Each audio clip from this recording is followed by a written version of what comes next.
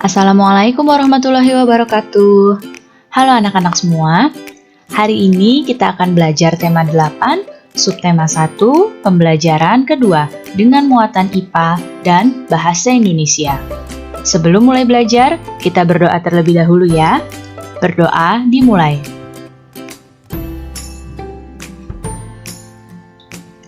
Berdoa selesai. Baik anak-anak, sudah siap untuk belajar hari ini? Kalau sudah siap, mari kita mulai belajarnya. Pertama-tama, kita akan mempelajari muatan IPA.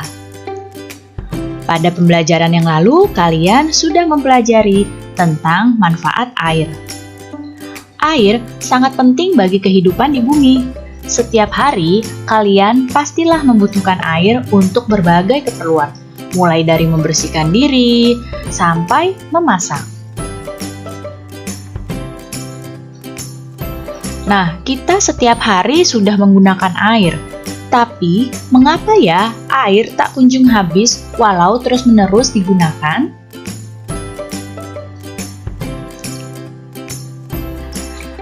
Nah, air selalu tersedia di bumi karena air itu mengalami siklus yang disebut dengan siklus air. Siklus air merupakan perputaran air secara terus-menerus dari bumi ke atmosfer, lalu kembali lagi ke bumi.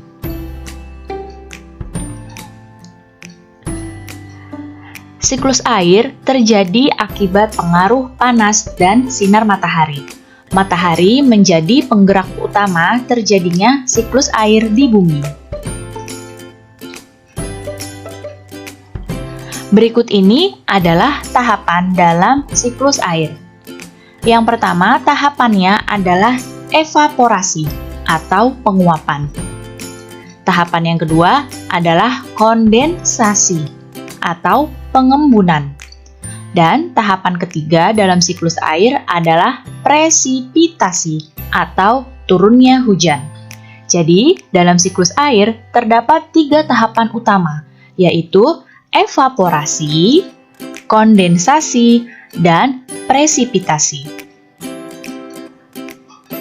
Sekarang, kita lihat lebih jelasnya proses siklus air. Perhatikan gambar yang ada di hadapan kalian ini.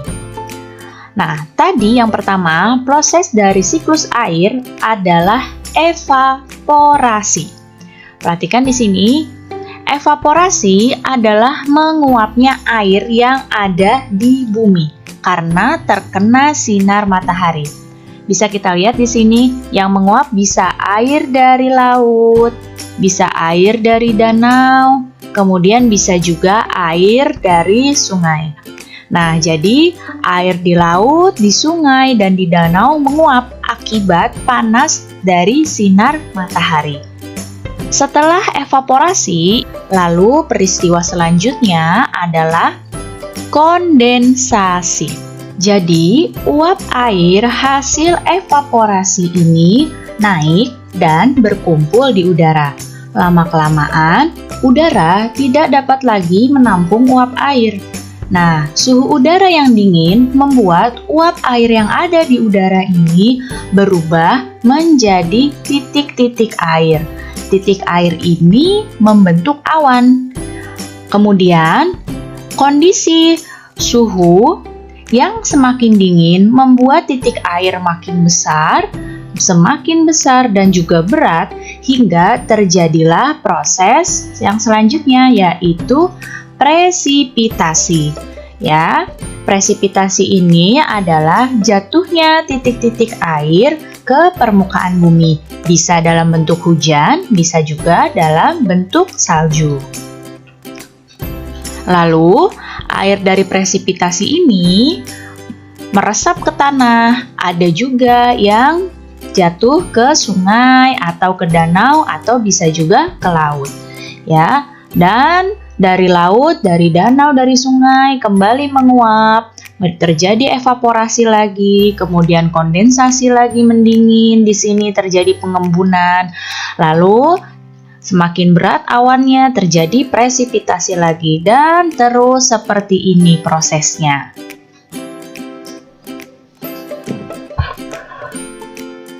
Nah, jadi proses siklus air berdasarkan gambar yang tadi telah kalian amati, yaitu air di bumi terkena panas dari matahari. Air yang terkena panas dari matahari mengalami penguapan, lalu terjadilah peristiwa evaporasi. Nah, setelah itu terjadi peristiwa kondensasi atau pengembunan. Di sini, setelah terjadi peristiwa kondensasi, lalu terjadi peristiwa presipitasi, yaitu turunnya titik-titik hujan. Nah, hujan tersebut menyerap atau masuk ke bumi, bisa juga ke perairan, yaitu ke sungai, ke danau, atau ke laut. Nah, kemudian air tersebut yang di sungai, di danau, atau di laut terkena lagi panas di bumi, terkena lagi panas matahari, lalu terjadi lagi evaporasi, kemudian kondensasi, presipitasi, dan terus seperti itu berputar. Jadi, dari proses siklus air itu dapat disimpulkan bahwa sebenarnya jumlah air di bumi secara keseluruhan itu cenderung tetap. Hanya wujud dan tempatnya saja yang berubah. Nah, selanjutnya kita akan mempelajari teks fiksi. Teks fiksi adalah teks yang dibuat berdasarkan imajinasi atau khayalan penulisnya. Contoh teks fiksi, misalnya cerita pendek, atau yang disebut juga dengan cerpen, cerita bersambung, atau yang disebut juga dengan cerbung, novel, naskah drama, cerita rakyat seperti legenda dan fabel. Fabel merupakan cerita binatang. Contoh lainnya adalah komik.